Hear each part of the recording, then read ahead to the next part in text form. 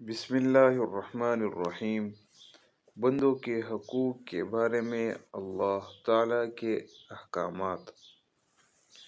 کہہ دو، آؤ میں تمہیں سنا دوں جو تمہارے رب نے تم پر حرام کیا ہے، یہ کہ اس کے ساتھ کسی کو شریک نہ بناؤ، اور ماں باپ کے ساتھ نیکی کرو، اور تنگ دستی کے سبب اپنی اولاد کو قتل نہ کرو۔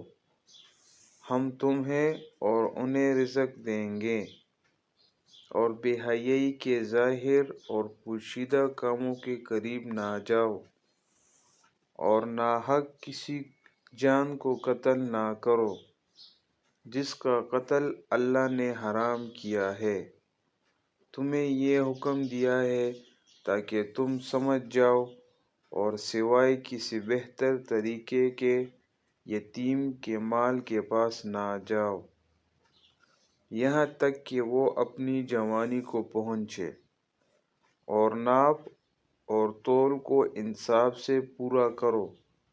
ہم کسی کو اس کی طاقت سے زیادہ تکلیف نہیں دیتے، اور جب بات کہو تو انصاف سے کہو، اگرچہ رشتہ داری ہی ہو، اور اللہ کا عہد پورا کرو۔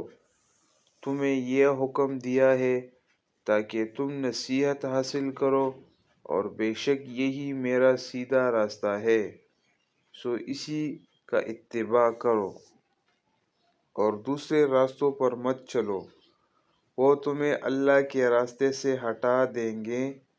تمہیں اسی کا حکم دیا تاکہ تم پرہیزگار ہو جاؤ۔ سورۃ الانعام آیت نمبر 153۔ صدق اللہ العظیم۔